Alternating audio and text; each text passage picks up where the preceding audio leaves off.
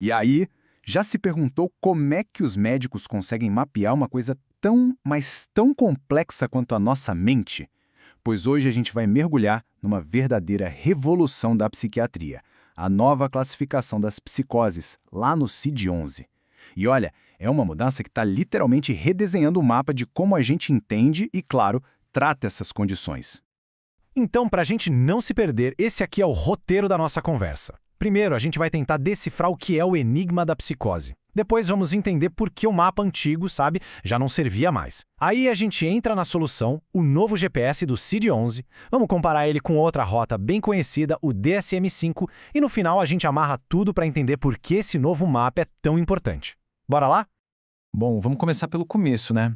Antes de desenhar qualquer mapa, a gente precisa saber que território é esse que estamos explorando. E no nosso caso, o território em questão é a psicose. Olha, o ponto de partida é sacar que psicose não é uma doença única, uma coisa só. É mais como uma síndrome, sabe? Um conjunto de experiências. Pensa assim, é como se a percepção da realidade ficasse meio distorcida. Isso pode criar um mundo interno com delírios, alucinações, pensamentos que parecem não se encaixar. Então, o grande desafio da psiquiatria é justamente esse: como mapear uma experiência que é tão, mas tão pessoal e única para cada um. E essa jornada para tentar mapear a psicose, ela não é de hoje não, vem de longe. Começou lá com Kraepelin, que chamou de demência precox. Depois veio o Bloiler, em 1911, e ele nos deu a palavra esquizofrenia, tentando separar o que era sintoma fundamental do que era acessório. Aí veio o Schneider, que tentou identificar os, digamos, sinais mais claros. Cada um deles foi como um cartógrafo antigo, adicionando um pedacinho novo a esse quebra-cabeça super complexo. E aqui que a gente chega no X da questão.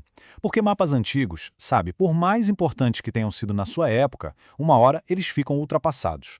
E foi exatamente isso que aconteceu com a classificação anterior, a do CID-10. Na prática, ela simplesmente não funcionava mais. Era um mapa que estava levando os médicos para os lugares errados. Agora se prepara, porque essa aqui é talvez a mudança mais radical de todas. Sabe aqueles subtipos clássicos de esquizofrenia, paranoide, hebefrênica, catatônica que todo mundo já ouviu falar? Então, eles foram abandonados. Simplesmente sumiram do mapa. E a pergunta que fica é, mas por quê? Olha, a resposta é até que bem direta. Na prática, esses rótulos não ajudavam em quase nada. Eles não conseguiam prever como a pessoa ia evoluir, os diagnósticos viviam mudando e, o mais importante de tudo, não guiavam para o melhor tratamento. Era tipo usar um mapa de estradas de 1950 para dirigir hoje, totalmente inútil. Ok, então a gente jogou o mapa antigo fora. E agora, o que a gente usa no lugar? Bom, o CID-11 nos entrega um verdadeiro GPS, os chamados qualificadores dimensionais. É uma mudança de paradigma. Em vez de um desenho estático, a gente passa a ter uma ferramenta dinâmica que se atualiza em tempo real. Mas calma aí, pode surgir a dúvida. Se a gente acabou com aquelas caixinhas dos subtipos, como é que se descreve a experiência tão particular de cada pessoa? Como é que se capturam os detalhes, as nuances? A resposta está aqui.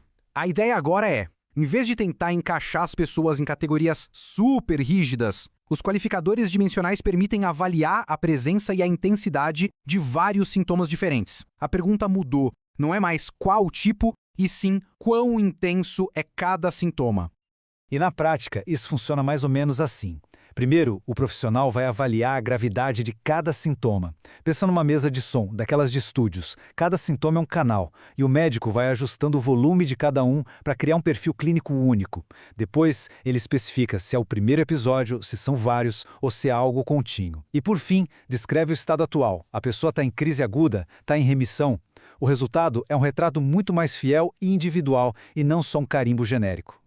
Agora, é importante a gente saber que o CID-11 não é o único GPS que existe por aí. Tem outro sistema super influente, principalmente lá nos Estados Unidos, que é o DSM-5. E os dois, olha, às vezes eles traçam rotas bem diferentes para chegar no mesmo diagnóstico. Vamos pegar uma diferença que é, crucial para o diagnóstico de esquizofrenia. No CID-11, o tempo mínimo de sintomas para fechar um diagnóstico é de 1 mês.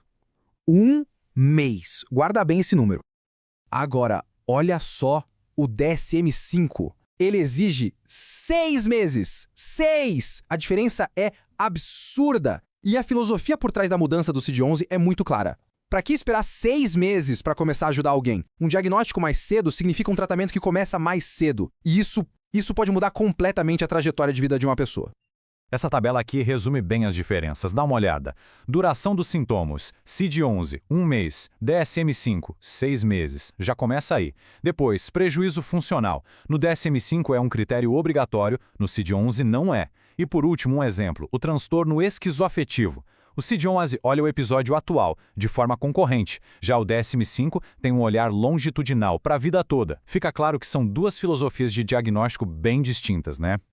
Ok, depois de todos esses detalhes mais técnicos, vamos para o que realmente importa. Por que essa mudança toda, esse mapa novo, por que isso é tão significativo?